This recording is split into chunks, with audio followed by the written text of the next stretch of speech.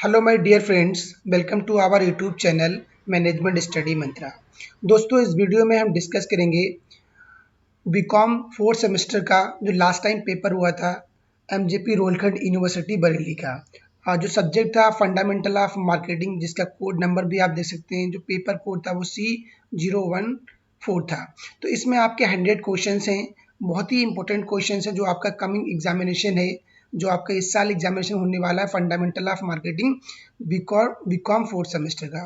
तो इससे बहुत सारे क्वेश्चंस आपको रिपीट मिलेंगे और कुछ क्वेश्चंस ऐसे होंगे जो ओनली उनकी फ्रेमिंग चेंज होगी, तो आपको ऐसे क्वेश्चन मिलेंगे। तो गाइज, ये बहुत हेल्पफुल वीडियो है, बहुत ही हेल्पफुल सेशन है आपके एग्जाम पॉइंट ऑफ व्यू से। गाइज, थोड़ा इसमें जो 100 क्वेश्चन है हम थोड़ा उन्हें जल्दी कवर करने की कोशिश करेंगे, क्योंकि हर एक क्वेश्चन को प्रॉपर एनालिसिस करना, प्रॉपर उसका एक्सप्लेनेशन करना पॉसिबल नहीं है, क्योंकि टाइम की शॉर्टिंग है।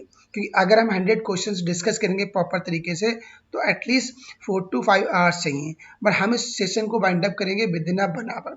तो गाइज, स्टार्ट करते हैं, देखते हैं कि किस टाइप से क्वेश्चन पूछे जाते हैं। और आपको पूरा पेपर अच्छे से लगाना है, पूरी वीडियो आपको लास्ट तक देखनी है। बहुत डेफिनेटली बहुत हेल्पफुल आपके लिए होगी ये। सबसे पहला क्वेश्चन देखते हैं। पहला क्वेश्चन क्या है गाइस? सबसे पहला क्वेश्चन आप देख पा रहे होंगे, question number 1, which of the following is not a component of marketing mix. Marketing mix का कंपोनेंट कौन सा नहीं है? आपके सामने ऑप्शन दिए गए हैं, आपको ये बताना है। ये कंपोनेंट मार्केटिंग मिक्स की बात हो रही है कि इनमें मार्केटिंग मिक्स का कंपोनेंट कौन सा नहीं है। तो मार्केटिंग मिक्स के जो बेसिकली 4 कंपोनेंट हैं, जो ऑलरेडी आपको क्लास में कराए हैं, आपको ऑलरेडी पढ़ाया गया है। ठीक है, जो कंसेप्ट जो दिया है मार्केटिंग मिक्स का वो जीरो मैकार्थी हैं, इन्होंने इस कंसेप्ट को प्रपोज किया था। तो डायरेक्टली क्वेश्चन बन सकता है कि मार्केटिंग मिक्स बेसिकली किसके द्वारा प्रोपाउंडेड करा गया है, तो वहाँ पे जीरो मैकार्थी, आथर का नाम जीरो मैकार्थी, उन्होंने प्रपोज किया था। तो इसमें जो मार्केटिंग मिक्स में 4 एलिमेंट थे, 4 कंपोनेंट थे: product, price, place and promotion. तो यहाँ पे पीपल वाला ऑप्शन करेक्ट इनकरेक्ट हो जाएगा, राइट, क्योंकि जो यहाँ पे आएगा प्रोडक्ट, प्राइस, प्लेस, प्रमोशन आएगा, ना कि पीपल आएगा। तो डी आंसर इज करेक्ट। तो आप कभी कभी क्या होता है गाइस कि इसका प्रॉपर सीक्वेंस पूछते हैं, तो सीक्वेंस भी आपको पता होना चाहिए। सबसे पहले प्रोडक्ट आएगा, फिर प्राइस आएगा, then place, then promotion last में आएगा। Product, price, place, promotion. तो इसका आंसर डी करेक्ट हो जाएगा। क्वेश्चन नंबर 2 देखते हैं।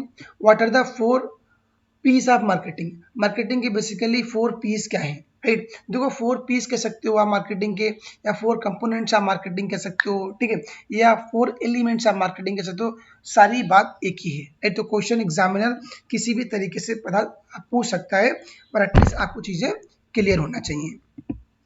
आप देख पा रहे हैं कि 4 पीस ऑफ मार्केटिंग पूछा गया है। तो सबसे पहले आप यहाँ पर आता है 4 पीस में क्या? Product, price, place, promotion. तो ये प्रोडक्ट, प्राइस, प्लेस, प्रमोशन, इसका आंसर ये वाला करेक्ट हो जाएगा, क्योंकि पीपल वर्ड तो आएगा ही नहीं 4 पीस ऑफ मार्केटिंग में। ये तो इसका आंसर क्या? आंसर सी करेक्ट हो जाएगा। सेम क्वेश्चन पूछा गया, रिपीट, थोड़ा कंसेप्ट चेंज है, थोड़ी क्वेश्चन की फ्रेमिंग चेंज कर दी गई गाइस। तो product, price, place and promotion, तो C answer is correct. Question number 3 देखते हैं। Consumer and producer both are mostly used by the manufacturing companies of. जो कस्टमर है और जो प्रोड्यूसर है, दोनों मोस्टली जो यूज होते हैं एक मैन्युफैक्चरिंग कंपनी के द्वारा। कैसे? Chocolate bars, CD DVD bars, mass production of cars और सुपर रेसिंग कार्स। तो इसका जो आंसर करेक्ट हो जाएगा वो चॉकलेट बार्स। जो बेसिकली कंज्यूमर है या जो प्रोड्यूसर है, वो दोनों मैन्युफैक्चरिंग के द्वारा यूज होते हैं चॉकलेट बार्स के रूप में। तो answer A is correct. Answer number 4 देखते हैं। जो आंसर नंबर 4 है, is related to the product distribution. इसमें कौन सा प्रोडक्ट डिस्ट्रीब्यूशन से और रिलेटेड है? बहुत ही अच्छा क्वेश्चन है गाइस, बहुत ही शानदार क्वेश्चन है। इसमें कौन सा संबंधित है प्रोडक्ट जो डिस्ट्रीब्यूशन होता है? आप प्रोडक्ट डिस्ट्रीब्यूशन का आते हैं, अगर आपने मार्केटिंग के 4 पीस देख रहे हो आप, कि product, price, place and promotion, तो ये जो आपका बेसिकली संबंधित रहेगा प्रोडक्शन आपका प्लेस से रहेगा, ठीक है। जबकि प्राइस ऑलरेडी पता है, जो प्रमोशन वो कम्युनिकेशन से संबंधित हो जाएगा। तो इसका आंसर आपका बी करेक्ट हो जाएगा, प्लेस। क्वेश्चन नंबर नेक्स्ट देखते हैं, क्वेश्चन नंबर 5। क्वेश्चन नंबर 5 क्या कहता है? क्वेश्चन नंबर 5 कहता है क्रिएशन ऑफ एडवर्टीजमेंट। जो एडवर्टीजमेंट का क्रिएशन करना है उसके लिए क्या इंपॉर्टेंट है? तो उसके लिए प्रमोशन आपका इंपॉर्टेंट है, कम्युनिकेशन हो गया, एडवर्टीजमेंट हो गया, इसके लिए आपका इंपॉर्टेंट रहता है प्रमोशन, राइट। इन इसके बाद नेक्स्ट क्वेश्चन है in PEST analysis P represent, P किस चीज़ को रिप्रेजेंट करता है? अगर हम पेस्ट एनालिसिस की बात करते हैं तो इसमें जो रिप्रेजेंट करता है आपका पॉलिटिकल करता है, ना कि प्लेस, प्रमोशन एंड ऑल। इसका answer A is correct, political. Paste की फुल फॉर्म क्या होती है? पॉलिटिकल, इकोनॉमिकल, सोशल और टेक्नोलॉजिकल। अब पेस्ट की जगह पर पेस्टल आ गया है, ठीक है। अब क्वेश्चन नंबर 7 देखते हैं। 7 क्या कहता है? Political environment of a marketing. जो मार्केटिंग का पॉलिटिकल इन्वायरमेंट है उसमें क्या इंक्लूड होता है? Foreign policies, public welfare and social justice, democracy, all of the above. Question number 7 देखो, इसमें जो पॉलिटिकल इन्वायरमेंट ऑफ मार्केटिंग होता है उसमें फॉरेन पॉलिसीज भी इंक्लूड होती हैं, डेमोक्रेसी भी उसमें इंक्लूड होती है और public welfare and social justice भी उसके अंदर इंक्लूड होता है। तो इसका आंसर गाइस डी करेक्ट हो जाएगा। What is the primary purpose of स्वॉट एनालिसिस? स्वॉट एनालिसिस का प्राइमरी पर्पज क्या है? स्वॉट एनालिसिस का प्राइमरी पर्पज क्या होता है? To identify the strength and weakness of the organisation, to identify the opportunity and threats facing in organisation, develop in strategy to achieve the goal of the organisation. स्वॉट analysis का basically primary objective क्या होता है? स्वॉट analysis का जो primary objective होता है कि आपको एक स्ट्रेटजी डेवलप करनी है, जो आपके ऑर्गेनाइजेशन का गोल है उसे कैसे अचीव करना है, इसके रिगार्डिंग आप स्ट्रेटजी डेवलप करोगे। तो इसलिए इसका आंसर सी करेक्ट हो जाएगा गाइस। स्वॉट की फुल फॉर्म भी पूछ सकता है। स्वॉट की फुल फॉर्म क्या होती है? Strength, weakness, opportunity and threat. Question number 9 देखते हैं। क्वेश्चन नंबर 9 क्या है? There is an element of business. इनमें कौन सा बिजनेस का एलिमेंट है? Demographic environment, socio cultural environment, economic environment, all of the above. कौन सा बिजनेस का इन्वायरमेंट है? इसमें सारे ही बिजनेस के इन्वायरमेंट है, चाहे वो डेमोग्राफिक इन्वायरमेंट हो गया या सोशल कल्चरल इन्वायरमेंट हो गया या आपके इकोनॉमिक इन्वायरमेंट हो गया। तो सारी जो आपके इन्वायरमेंट है वो किसके इन्वायरमेंट है? बिजनेस के एलिमेंट्स हैं। तो D answer is correct. Question number 10 देखते हैं। The bank customers come in which of the following. जो बैंक के कस्टमर हैं वो किस में आएंगे? एक्सटर्नल एनवायरनमेंट, इंटरनल एनवायरनमेंट या इनडायरेक्ट एनवायरनमेंट या ऑल ऑफ द एबव। जो बैंक के कस्टमर्स हैं बेसिकली वो किसके अंदर आएंगे, इसके रिगार्डिंग क्वेश्चन पूछा गया है। तो जो बैंक के कस्टमर्स बेसिकली होते हैं वो आपके आते हैं एक्सटर्नल एनवायरनमेंट के अंदर, कि बैंक के कस्टमर्स की बात हो रही है, ना कि बैंक के एम्प्लॉयज़ की बात हो रही है। अगर गाइस बैंक के एम्प्लॉय की बात करी जा रही है तो आपका इंटरनल एनवायरनमेंट हो जाएगा। यहाँ पे बात करी गई है बैंक के जो कस्टमर्स हैं वो किस में आएंगे? तो बैंक के कस्टमर जो आते हैं वो आपके एक्सटर्नल एनवायरनमेंट के अंदर आते हैं। क्वेश्चन नंबर 11 देखते हैं। Involve in micro marketing environment. इनमें कौन सा जो माइक्रो मार्केटिंग है उस इन्वायरमेंट में इन्वॉल्व होता है? देखो, दो टाइप के इन्वायरमेंट होते हैं, एक आपका माइक्रो और एक आपका मैक्रो इन्वायरमेंट होता है। उसके अलावा आपका इंटरनल इन्वायरमेंट है और आपका एक्सटर्नल इन्वायरमेंट है, ठीक है। यहाँ पर क्वेश्चन पूछा गया है कि इनमें कौन सा माइक्रो मार्केटिंग इन्वायरमेंट है? सबसे छोटा माइक्रो इन्वायरमेंट क्या है? Market demand, consumers, competition, all of the above. इसका जो आंसर करेक्ट हो जाएगा वो सारे ही माइक्रो में आएंगे, चाहे वो मार्केटिंग डिमांड हो गया, ठीक है, या आपका कंज्यूमर हो गया, कंपटीशन हो गया। ये किसके इन्वायरमेंट है? ये आपके माइक्रो मार्केटिंग इन्वायरमेंट है। D answer is correct. Question number 12 देखते हैं। Which is not a part of the micro environment. इससे पहले पूछा गया माइक्रो, अब पूछा जा रहा है कि मैक्रो इन्वायरमेंट का कौन सा पार्ट नहीं है। मैक्रो इन्वायरमेंट का कौन सा पार्ट नहीं है? Demography, political, cultural, supplier. कौन सा पार्ट डेमोग्राफी का मैक्रो इन्वायरमेंट का नहीं है, ये पूछा गया। तो सप्लायर है बेसिकली वो किसका पार्ट है? वो आपका माइक्रो इन्वायरमेंट का पार्ट है। जबकि डेमोग्राफी, पॉलिटिकल, कल्चरल ये किसके पार्ट है? ये आपके माइक्रो इन्वायरमेंट के पार्ट हैं, ठीक है। तो answer D is correct. Next question है how many elements are there in a marketing mix. Marketing mix के अंदर कितने एलिमेंट्स होते हैं, ये आपसे पूछा गया है। Same question already I think इसी पेपर के अंदर जो क्वेश्चन नंबर 1 था वो सेम क्वेश्चन है, खाली ओनली इसकी फ्रेमिंग चेंज कर दी गई है। How many elements are there in a marketing mix. Marketing mix के अंदर बेसिकली 4 एलिमेंट होते हैं, product, price, place and promotion. Question number 14 देखते हैं। क्वेश्चन नंबर 14 क्या कहता है, which of the following is not one of the elements of marketing mix. इनमें कौन सा मार्केटिंग मिक्स का एक एलिमेंट नहीं है, ये पूछा गया, नॉट पूछा गया है। देखो जितने भी जो आपके एमसीक्यू बेस्ड क्वेश्चन होते हैं, जितने भी ऑब्जेक्टिव क्वेश्चंस हैं, एग्जामिनर उसमें क्या करता है, जानबूझ के नॉट लगाता है, डिसएडवांटेज लगाता है। तो आपको नॉट ऑलवेज, ये ऐसे जो वर्ड्स है ना, जो कंफ्यूजन है, ये आपको बहुत अच्छे से रीड करना है। समटाइम क्या होता है कि आप नॉट को नहीं पढ़ते हैं और डायरेक्टली आप क्वेश्चन मार्क करते हैं। जब बाद में अपना पेपर आप रिव्यू करते हैं, उसका एनालिसिस करते हैं, तो आपको लगता है कि ये तो क्वेश्चन मुझे आ रहा था बट मैंने नॉट को नहीं देखा। तो आपको क्वेश्चन को अच्छे से देखना है कि नॉट पूछा गया है, क्या पूछा गया है, उसके अकॉर्डिंग मार्क करना है। तो इसमें क्वेश्चन पूछा जा रहा है कि मार्केटिंग मिक्स में का एलिमेंट कौन सा नहीं है। देखो प्रोडक्ट भी होता है, प्राइस भी है, प्लेस भी है, प्रॉफिट इसका एलिमेंट नहीं होता। तो आंसर डी इज करेक्ट। बहुत सारे क्वेश्चन डायरेक्टली पूछे जाते हैं कि मार्केटिंग मिक्स क्या है, और जो 7 पिज्जा मार्केटिंग क्या है, इसके रिगार्डिंग क्वेश्चन डायरेक्टली पूछे जाएंगे। In which stage of the consumer buying process does the buyer collect information about available alternatives. ये क्या है,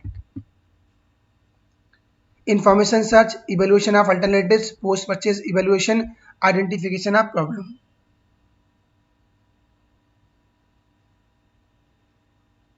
देखो इसका मतलब क्या होता है, इसमें पूछा गया है कौन सी स्टेज ऐसी है जो कंज्यूमर बिहेवियर की जो प्रोसेस है उसमें बायर कलेक्ट करता है इंफॉर्मेशन अबाउट अवेलेबल अल्टरनेटिव्स। तो इसका आंसर जो हो जाएगा, आंसर इसका ए करेक्ट हो जाएगा, क्योंकि इस वाले से सबसे पहला जो डिसीजन मेकिंग का स्टेप होता है उसमें क्या होता है, आइडेंटिफाइंग द प्रॉब्लम और उसके regarding search the information. Right, तो सेकेंड जो स्टेप होता है वो सर्च द इंफॉर्मेशन होता है। इसका आंसर ए बिल्कुल करेक्ट हो जाएगा। Question number 16. The buying process starts when the buyer recognize। जो बाइंग की जो प्रोसेस स्टार्ट कब होती है, जब बायर क्या करता है, अपनी नीड्स या प्रॉब्लम को आइडेंटिफाई करता है। ठीक है, तो इसका आंसर सी करेक्ट हो जाएगा। In performance meet consumer expectation, the consumer is satisfied, dissatisfied, delighted and happy। Question क्या है, देखो ध्यान से देखिए क्वेश्चन, इफ जो परफॉर्मेंस मीट्स कंज्यूमर, जो एक कंज्यूमर की जो एक्सपेक्टेशन है उससे परफॉर्मेंस मीट कर रही है, तो क्या है, कस्टमर सेटिस्फाई होगा। डिससेटिस्फाई तो मतलब ही नहीं होता, डिलाइटेड जब वो तो ज़्यादा वो तो डिलाइटेड भी नहीं होगा। अब सेटिस्फाई और हैप्पी आपको देखना है, एक थोड़ा सा कंफ्यूजन है, इसको आपको देखना है कि क्या होगा। देखो अगर किसी भी कस्टमर की जो परफॉर्मेंस है, राइट, वो मीट हो रही है जो उसकी एक्सपेक्टेशंस थी, तो उस कंडीशन में कंज्यूमर क्या होता है, सेटिस्फाइड होता है। डिससेटिस्फाइड क्या होता है कि जो कंज्यूमर की उम्मीद थी, जो एक्सपेक्टेशन थी, उससे परफॉर्मेंस कम आया, उस कंडीशन में डिससेटिस्फाई हो जाएगा। डिलाइटेड क्या होता है कि जो कस्टमर की जो एक्सपेक्टेशंस थी उससे ज़्यादा अच्छा परफॉर्म किया, ठीक, तो वो क्या हुआ, डिलाइटेड हो जाएगा। इसका आंसर ए करेक्ट हो जाएगा। Question number 18, second stage in the consumer और decision making model, information search. सबसे पहले क्या होता है इसके अंदर, identifying problem, then information search, तो answer B is correct. Final stage in the consumer decision making process, जो कंज्यूमर डिसीजन मेकिंग मॉडल है उसमें फाइनल स्टेज क्या है, फाइनल स्टेज रहती है pre purchase, post purchase, evolution of alternative purchase. तो जो फाइनल स्टेज रहती है वो पोस्ट परचेज रहती है, कि परचेज करने के बाद उसके बाद आप जो उसको चेकआउट करते हैं, तो इसकी जो लास्ट जो स्टेज रहेगी वो पोस्ट परचेज रहेगी। तो आंसर बी इज करेक्ट। बहुत सारे क्वेश्चन डायरेक्टली पूछे जा रहे हैं जो consumer buying decision making process है, जिसमें जितने भी स्टेप्स हैं उन सारे स्टेप्स को आप पढ़ लीजिए एक बार, और उनका प्रॉपर सीक्वेंसिंग भी कर लीजिए कि सबसे पहले स्टेप कौन सा आएगा, सेकंड कौन सा आएगा, थर्ड कौन सा आएगा, लास्ट कौन सा आएगा। तो डायरेक्टली 4 से 5 क्वेश्चन उसी के रिगार्डिंग पूछे गए हैं। सीडीएम की फुल फॉर्म क्या होती है, सीडीएम स्टैंड्स फॉर, सीडीएम की फुल फॉर्म क्या होती है, आपको बताना है। सीडीएम की फुल फॉर्म क्या होती है? Consumer decision making. डायरेक्टली देखिए सीडीएम की फुल फॉर्म पूछी गई है, जो कंज्यूमर डिसीजन मेकिंग है उसकी फुल फॉर्म पूछी गई है CDM.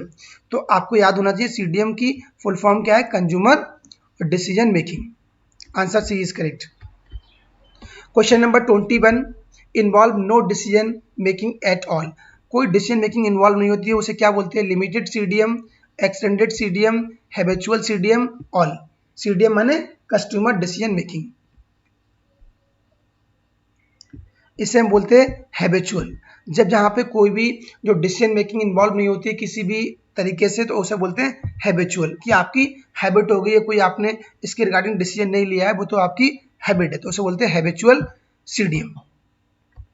Question number 22, when consumers look for a quality in a brand when shopping.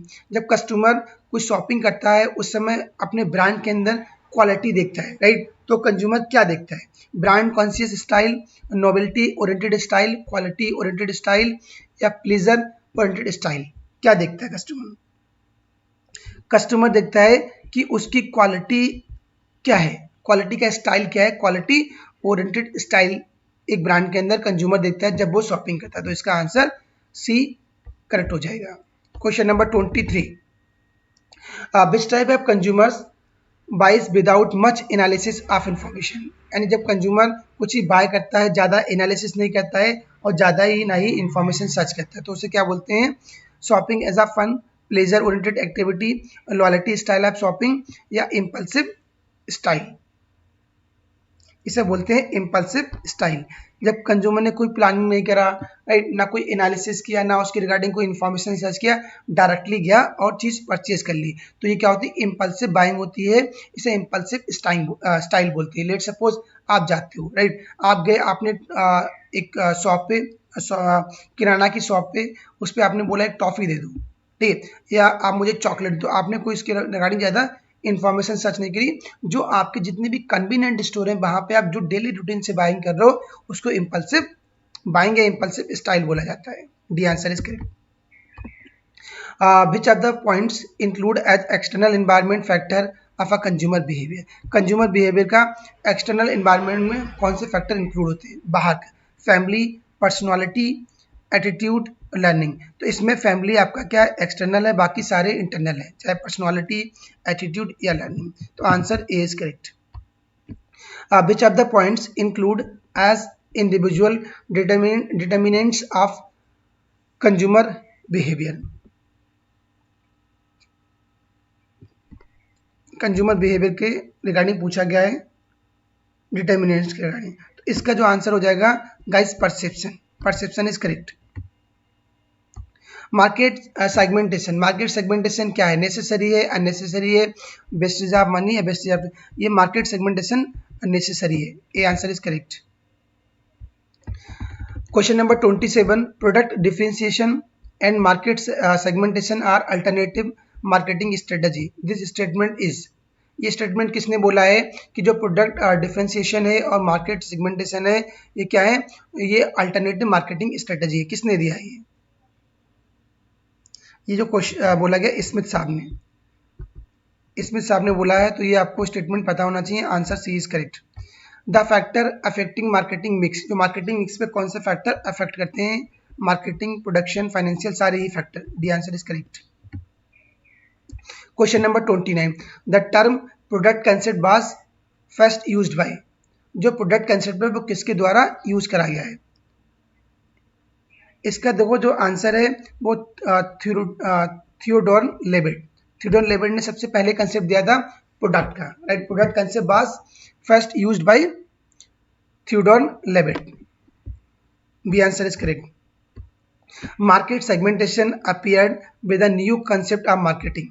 जो मार्केट सेगमेंटेशन है उसमें जो न्यू कंसेप्ट ऑफ मार्केटिंग कब आया था उसकी ईयर के रिगार्डिंग पूछा गया है। ये हमारा आया था 1950 के around. C is correct. Question number 31, geographic segmentation of a marketing consist of. जो जियोग्राफिक सेगमेंटेशन है उसमें क्या कंसिस्ट करता है, क्या उसमें इंक्लूड होता है? और religion, climate, city size, all of the above. Question number 31, इसमें सारी चीज़ आती हैं जो आपका जियोग्राफिक सेगमेंटेशन यानी जो लोकेशन वाइज है उसमें आपका क्या आएगा, उसमें आपका और रिलीजन भी आएगा, ठीक है, आपका सिटी भी आएगा और आपका क्लाइमेट भी आएगा, वो आपका geographic segmentation all of the above. इसके बाद क्वेश्चन नंबर 32 देखते हैं, which is not a stage of PLC, इनमें कौन सी पीएलसी की स्टेज नहीं है। उसके अंदर क्या होती है, growth, sales, maturity and decline. तो इसमें जो सेल्स वाली स्टेज है वो नहीं होती है, बाकी आपकी ग्रोथ भी आती है, आपका सेचुरेशन भी आता है और आपका डिक्लाइन भी आता है। बाकी तीनों जो सेल्स वाली स्टेज इसमें नहीं होती पीएलसी के अंदर, ये आपको पता होना चाहिए। B is correct. What does the term PLC stand for, PLC की बेसिकली फुल फॉर्म क्या है, प्रोडक्ट लाइफ साइकिल। बहुत ही easy question. Stage introduce a new product in the market, एक मार्केट में नया प्रोडक्ट्स को इंट्रोड्यूस करते हैं, उसे क्या बोलते हैं, evaluation, commercialisation and development.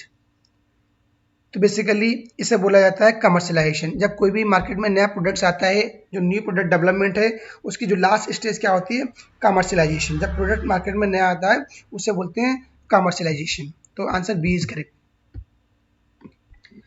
In term of product life cycle, जो प्रोडक्ट लाइफ साइकिल है, आप style is a basic and distinctive mode of perception, growth, impression and expression. इसका जो आंसर हो जाएगा आपका expression, expression. C answer is correct.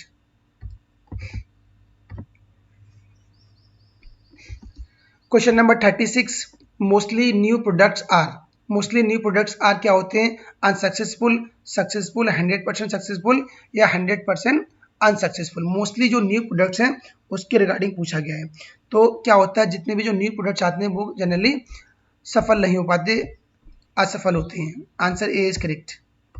New product development is not related with idea generation, product differentiation, screening, test marketing. तो बाकी सारे step आते हैं एक्सेप्ट द प्रोडक्ट और डिफरेंशिएशन। आइडिया जनरेशन भी आएगा, उसकी स्क्रीनिंग भी करेंगे और टेस्ट मार्केटिंग भी करेंगे। In the age of fast technical climate, product life cycle, very short, long, short, none of the above. Question number 39,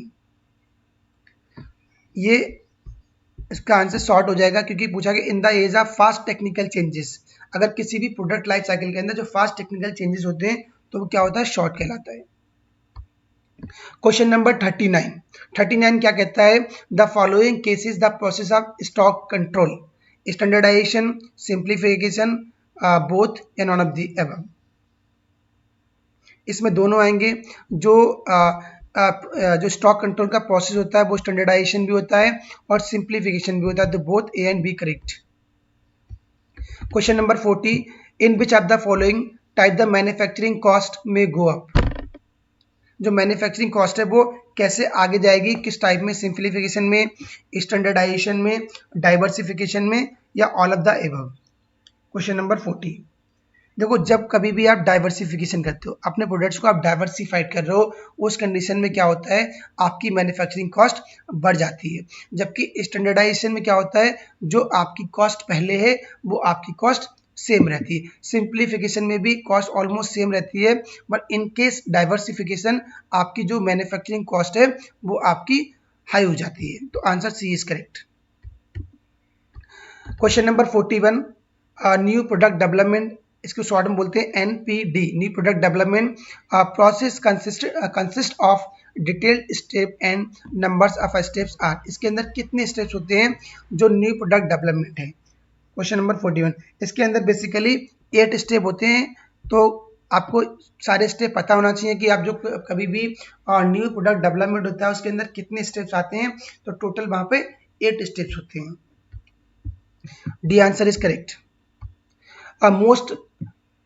most basic function of branding, branding का most basic function क्या है, appeal करना, identification करना, protection करना, retention करना। तो basically जो इसका मेन मोटिव क्या होता है, वो आपका आइडेंटिफिकेशन करना होता है, अवेयरनेस करना होता है इन the market. The labels which give emphasizes to standard, informative label, descriptive label, brand label and grade label। ये आपका जो आंसर इसका हो जाएगा grade levels. Answer D is correct. Which of the following is not a brand name, इनमें कौन सा brand name नहीं है? Lux, Rexona, Liril and Reliance, कौन सा ब्रांड नेम नहीं है? वैसे तो सारी ब्रांड लग रहे हैं, लक्स भी ब्रांड है, रेक्सोना तो ज़्यादा नहीं है, लिरिल का भी है, और रिलायंस तो अपने आप में एक बड़ा ब्रांड है। तो जो इसमें रिलायंस रिलायंस भी, ये थोड़ा कन्फ्यूजन क्वेश्चन है, पर जो आप रिलायंस एक ब्रांड नेम नहीं है, राइट? या रिलायंस एक ब्रांड नेम नहीं है। थोड़ा गाइस क्वेश्चन सही से फ्रेम नहीं करा है, सारे ही ब्रांड नेम है, पर हमको एक क्वेश्चन मार्क करना है तो हम रिलायंस मार्क कर देंगे। अदरवाइज तो लक्स भी ब्रांड है, रेक्सोना भी ब्रांड है, और लिरिल भी ब्रांड है, और आपका रिलायंस भी ब्रांड है। देखो बाकी सारे क्या है, जो सोप्स हैं, सोप्स की कैटेगरी है, जबकि रिलायंस का है एक अनदर कैटेगरी, इसके भी यहाँ पे हम क्वेश्चन नंबर 45 देखते हैं। Labelling and packaging are associated with, labelling और पैकेजिंग किससे एसोसिएटेड है? Price mix, product mix, place mix and promotion mix. बहुत इंपॉर्टेंट क्वेश्चन है ये, किससे संबंधित है? पैकेजिंग और लेबलिंग की बात करेगी है, तो बेसिकली ये आपकी जो एसोसिएट होती है आपका प्रोडक्ट मिक्स, तो answer B is correct. Guarantee is closely related with, किससे जो गारंटी वो किससे संबंधित है, उसे किससे संबंध? आपकी replacement, repair, free service, all the above, सबसे संबंधित होती है गारंटी आपकी।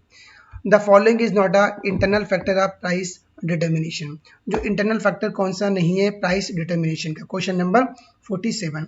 बाइंग बिहेवियर, ये आपका नहीं, बाकी सारा आपके इंटरनल है। Skimming pricing is a high price, low price, discounted price. Skimming pricing basically आपकी हाई प्राइस होती है, तो आंसर ये is correct. Which of the following is not a promotional pricing, इनमें कौन सी प्रमोशनल प्राइसिंग नहीं है, राइट? तो इसमें जो आपकी प्राइस लीडर्स हो गए, प्रेस्टीज प्राइसिंग है, स्पेशल इवेंट प्राइसिंग है, या सुपरफिशियल डिस्काउंटिंग, तो जो इसमें B answer is correct, prestige pricing नहीं है। Question number 50। The pricing objectives of a non profit hospital क्या होता है? इसका partial, full recovery, full cost recovery, maximum market share, none of the above. तो जो नॉन प्रॉफिट हॉस्पिटल होते हैं उनका जो प्राइसिंग ऑब्जेक्टिव होता है पार्शियल कॉस्ट रिकवरी, ये answer is correct. POP means, POP point of purchase, इसकी फुल फॉर्म होती है point of purchase, POP. Promotion mix doesn't consist, promotion mix के अंदर कौन सा नहीं आता है, कौन से शामिल नहीं है? Sales promotion, publicity, public personal selling, price reduction, तो answer D is correct, price reduction. The life of outdoor media advertising is, इसकी जो लाइफ होती है वेरी लॉन्ग लाइफ होती है इसकी, answer C is correct. Which advertising media you would use when you have to give products demonstration, आप क्या करेंगे? तो इसके लिए आप सबसे आपके लिए सुटेबल मीडिया क्या है? TV, C answer is correct. Sales of product in introductory stage are recorded by a company, question है question number 55। Sales of a product in introductory stage as recorded by sales as low sale, rapidly rising, peak sale, grossly declining, इसका answer हो जाएगा लो cell. जो आपकी introduction phase होती है उसमें जो आपकी सेल होती है कंपनी की वो बहुत लो होती है, तो answer is correct. Personal selling is not, personal selling कौन सा नहीं है, right? Face to face contract with a buyer, ये तो बिल्कुल है। इंटरपर्सनल कम्युनिकेशन, ये भी आपकी सेलिंग है। मास कम्युनिकेशन, बिल्कुल बात सही है। मास कम्युनिकेशन क्या है? एक पर्सनल सेलिंग का एग्जाम्पल नहीं है, तो C answer is correct. What are the key concept of a personal selling, personal selling का की कॉन्सेप्ट क्या होते हैं ये आपको बताना है। Need analysis, demonstration, sales presentation, all of the above, बिल्कुल बात सही है, सारी ही होती है। Is a specialist form of personal selling, इनमें कौन सी specialist form of personal selling है ये आपको बताना है। Point of selling, MIS selling, face to face selling, तो वो पॉइंट ऑफ सेलिंग भी होती है, राइट? और आपकी point face to face selling भी होती है, तो इसके दोनों आंसर करेक्ट हो जाएंगे, the answer is correct. Question number 59 देखते हैं। The main objective of sales management का मेन ऑब्जेक्टिव क्या है? Increase in profit and continuous growth. बिल्कुल बात सही है, सही answer is correct. Sales management achieves personal selling objectives through selling strategy, interpersonal selling strategy, personal selling strategy. तो जो सेल्स मैनेजमेंट होता है उसका जो अपने टारगेट को अचीव करता है पर्सनल सेलिंग ऑब्जेक्टिव्स के थ्रू, तो सेलिंग स्ट्रेटजी क्या है? ठीक है, answer C is correct. It is advisable to use as a source of advertising. क्या एडवाइजेबल है? आप सोशल मीडिया यूज करिए, आप ईमेल यूज करिए और टेलीविजन एंड रेडियो। इसका आंसर हो जाएगा सोशल मीडिया। आपको सोशल मीडिया की एडवाइस दी जाती है। Advertising for is not allowed, liquor, washing powders, secret. देखो आप वॉशिंग पाउडर के लिए तो एडवर्टीजमेंट अलाउड है, जबकि जो लिक्योर है, शराब है, सिगरेट, इनके लिए अलाउड नहीं है। तो answer D is correct. Question number 63, the best medium of advertising is by email, print media, television. तो सबसे बेस्ट मीडिया क्या है? बेस्ट मीडियम आपका टेलीविजन है। Question number 64, the advertising standard council of India was formed in. जो advertising council of India का formed हुआ था, ये आपका 1985 के अंदर फाउंड हुआ था। फैक्चुअल क्वेश्चन है, आपको इसकी ईयर याद रखना है, 1985। Personal selling is not targeted towards. Personal selling किसके टारगेट नहीं करती है? पर्सनल कॉन्ट्रैक्ट करती है, टू वे कम्युनिकेशन, जबकि मास ऑडियंस को ये टारगेट नहीं करती। तो answer A is correct. The best means of increasing sales of an article क्या है? Best mean of increasing sales of an article, तो सबसे बेटर इसका है advertisement. C answer is correct. A manufacturer provide sales promotion to a wholesaler is known. उसे क्या बोलेंगे? एक मैन्युफैक्चरर एक होलसेलर को सेल्स प्रमोशन प्रोवाइड करता है, उसे बोलते हैं trade promotion. D answer is correct. Question number 68, the party who get advantages through sales promotion is a retailer, manufacturer, wholesaler, A and C both। ये जो पार्टी है वो सेल्स प्रमोशन से किसे बेनिफिट होता है ये बताया गया है। तो यहाँ पे answer D is correct, A and C दोनों पार्टी को इसका बेनिफिट होता है। Question number 69, scratching card and getting gift or some after immediately is called. इसे क्या बोलते हैं? Instant draw and assign gift. B answer is correct. USP की फुल फॉर्म क्या है? यूएसपी की फुल फॉर्म होती है unique selling proposition. B answer is correct. Which of the following is not a component of a promotional mix. इनमें कौन सा promotional mix का कंपोनेंट नहीं है? एडवर्टाइजिंग कंपोनेंट्स है, पब्लिक रिलेशन भी है, सेल्स प्रमोशन भी है, डेमोग्राफिक कंपोनेंट नहीं है। तो इसलिए आंसर इसका डी करेक्ट हो जाएगा। और display in retail outlet is called. जो रिटेल आउटलेट होते हैं उसमें डिस्प्ले करना क्या बोलता है? उसे बोला जाता है point of cell.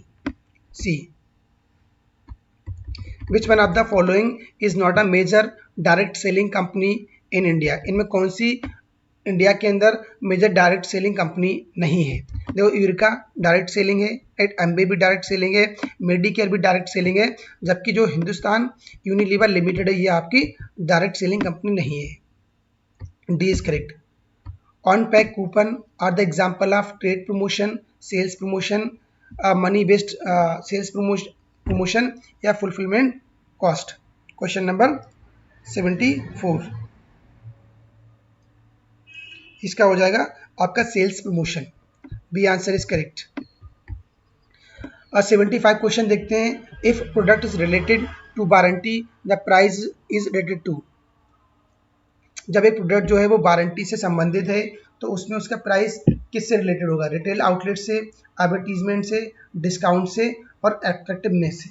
Question number 75, तो ये आपका डिस्काउंट से संबंधित होगा।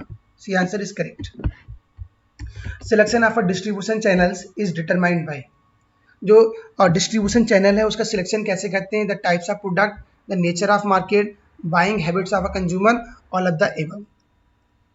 इसमें सारे ही करेक्ट है, क्योंकि हम जो डिस्ट्रीब्यूशन चैनल है उसका हम सिलेक्शन चाहे वो मार्केट के थ्रू भी करते हैं, मार्केट का टाइप क्या है, मार्केट का नेचर क्या है और कस्टमर की बाइंग हैबिट्स क्या है, उसके अकॉर्डिंग हम मार्केट और जो डिस्ट्रीब्यूशन है उसको हम सिलेक्शन करते हैं। अब पूछा गया बीएमएस की फुल फॉर्म क्या है। बीएमएस की फुल फॉर्म गाइज होती है vertical marketing system. B answer is correct. और distribution in which only or few outlets distribute a product known as, इसे बोलते हैं exclusive distribution. Industrial product are classified on the basis of type of customers. A answer is correct.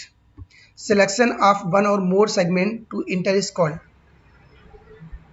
एक से अधिक segment में selection करना, उनमें inter करना, उसे बोला जाता है targeting. Targeting. B answer is correct. POP POS, POS की फुल फॉर्म क्या है? Point of sale. इसकी जो फुल फॉर्म होती है point of sale. B answer is correct. Question number 82 देखते हैं। Target market for speciality store. जो स्पेशलिटी स्टोर होते हैं उनकी टारगेट मार्केट क्या होती है? बहुत मास करते हैं, नैरो करते हैं, या बोथ ए एंड बी, या कोई भी नहीं। जो जितने भी स्पेशलिटी स्टोर हैं गाइस, उनका जो टारगेट मार्केट होता है वो बहुत ही नैरो होता है। तो answer B is correct. Next question देखते हैं। Question number 83। B2C stand. जो B2C की फुल फॉर्म क्या है ये पूछा गया है। तो B2C की फुल फॉर्म होती है business to customers. A answer is correct. Question number 84। A private level brand is developed by. जो प्राइवेट लेवल ब्रांड है वो किसके द्वारा डेवलप होता है? Wholesalers, retailers, both A and B, या नॉन ऑफ द एबव। तो जो प्राइवेट लेवल ब्रांड्स होते हैं बेसिकली उनको होलसेलर भी डेवलप करता है, और जो रिटेलर्स हैं वो भी डेवलप करते हैं। तो इसलिए आंसर इसका बोथ हो जाएगा, both A and B. Question number 85 देखते हैं। The new competition in retailing is between. और रिटेलिंग में न्यू कंपटीशन किसके बीच होता है ये बताना है आपको। Corporate, contractual, administrative, BMS, independent business units. तो इसका जो आंसर हो जाएगा गाइस वो सी हो जाएगा। A and B both are correct. Question number 86। Which of the following is an example of retails. इनमें कौन सा रिटेल्स का एग्जांपल है? Procter and Gamble, Coca Cola, Best Buy and PepsiCo. तो जो बेस्ट बाय है वो एग्जांपल है किसका? और रिटेल्स का एग्जांपल है। Answer C is correct.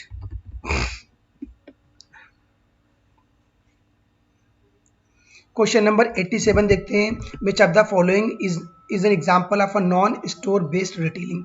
जो नॉन स्टोर बेस्ड रिटेलिंग है उसका एग्जांपल कौन सा है? Departmental store, discount store, e commerce websites, और कन्वीनियंस स्टोर। तो गाइस इसमें जो आपका ई कॉमर्स वेबसाइट होती हैं वो क्या है? वो आपका नॉन स्टोर बेस्ड रिटेलिंग है, कि वो उनमें डायरेक्टली ऑनलाइन रिटेलिंग होती है, ऑनलाइन आप प्रोडक्ट्स बाय कर सकते हैं। तो इसका जो आंसर करेक्ट हो जाएगा वो आपका ई कॉमर्स वेबसाइट करेक्ट हो जाएगा। तो C answer is correct. Question number 88 देखते हैं। Which of the following is a typical characteristics of a supermarket. जो सुपरमार्केट का एक टिपिकल कैरेक्टरिस्टिक्स कौन सा है? Big size, limited selection of profit, high prices and limited parking. Supermarket का characteristics पूछा गया है क्वेश्चन नंबर 88। तो इसका गाइस हो जाएगा आपका बिग सेल। ये इसका टिपिकल कैरेक्टरिस्टिक है, बिग सेल। क्वेश्चन 88 का ए आंसर सही हो जाएगा। क्वेश्चन नंबर 89 देखते हैं। What type of products can be sold through retail vending machine. जो रिटेल वेंडिंग मशीन से उसके थ्रू कौन से प्रोडक्ट सोल्ड करे जाते हैं? Food and drinks, clothes and accessories, electronics and gadgets. तो सारे ही प्रोडक्ट जो सेल करे जाते हैं वो रिटेल वेंडिंग मशीन के द्वारा सेल करे जाते हैं। तो all of the above is correct. D answer is right. Question number 90 देखते हैं। 90 क्वेश्चन है। What is an example of a product that is commonly sold through retail vending machine. Same question formatting है, only option change कर दिए इन्होंने। Fresh product, jewellery, snacks and beverages, furniture. तो इसका answer guys हो जाएगा C, snacks and beverages. Question number 91 देखते हैं। Which of these is not one of 4 types of direct marketing. जो डायरेक्ट मार्केटिंग के 4 टाइप्स होते हैं तो इनमें कौन सा नहीं है ये आपको बताना है। सेल्स चैनल, बिल्कुल बात सही है। अब प्राइमरी और डिफरेंशिएटर, ब्रांड, व्हीकल, या सप्लीमेंट्री। तो इसका आंसर हो जाएगा प्राइमरी और डिफरेंशिएटर। बेसिकली एक टाइप नहीं है डायरेक्ट मार्केटिंग का। तो answer B is correct. Question number 92 देखते हैं। In the last 10 years the use of direct marketing has, last 10 year की अगर हम बात करते हैं तो जो डायरेक्ट मार्केटिंग है उसका साइज क्या हुआ है, उसका यूज़ बढ़ा है, उसका मॉडरेटली बढ़ा है, या उसका मॉडरेटली कमी आई है, या सिग्निफिकेंटली कमी आई है। तो अगर आप लास्ट 10 ईयर्स की अगर आप देखते हैं तो जो डायरेक्ट मार्केटिंग है उसका क्रेज बहुत अधिक बढ़ गया है, इंक्रीज मोस्टली बहुत ज़्यादा वृद्धि हुई है। तो answer A is correct. Question number 93 देखते हैं, the use of telemarketing in B2B has increase at the expenses of, telemarketing जो है एक बिजनेस टू बिजनेस में इंक्रीज हुआ है, उसके एक्सपेंसेस क्या हैं? क्वेश्चन नंबर 93, पर्सनल सेलिंग, इसका आंसर हो जाएगा personal selling, D answer is correct. The constant of a rural market, जो रूरल मार्केट में बेसिकली क्या बाधाएं हैं? लो पर capital income, low literacy rate, low standard of living, all of the above, सारी ही प्रॉब्लम है, सारी ही वहाँ पे चैलेंजेस हैं। तो इसका आंसर डी करेक्ट हो जाएगा। Question number 95, according to the census 2011 rural literacy rate was, जो 2011 में सेंसस हुआ था उसके अकॉर्डिंग जो गांव का एरिया था, जो ग्रामीण इलाका था, उसकी वहाँ पे बेसिकली लिटरेसी रेट क्या था? तो उस समय उसका जो लिटरेसी रेट था वो 67.77 था। तो answer B is correct. The demand for goods and services in rural India depends largely on, जो रूरल एरिया है वहाँ पे जो गुड्स और सर्विसेज की डिमांड बेसिकली किस पर डिपेंड रहती है? Agriculture, rainfall, inflation and income. तो जितने भी जो रूरल एरिया है वहाँ पर डिमांड रहती है बेसिकली एग्रीकल्चर पर डिपेंड रहती है, राइट? तो ये answer is correct. Question number 97, online marketing includes, जो ऑनलाइन मार्केटिंग है वो किस में इंक्लूड करती है?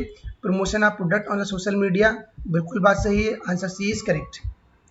Which of the following is an advantage of social marketing, social marketing का इनमें कौन सा एडवांटेज है? Increase in sales revenue, improvement in public health, demand for product has increase in rural area, increase in agriculture, productivity.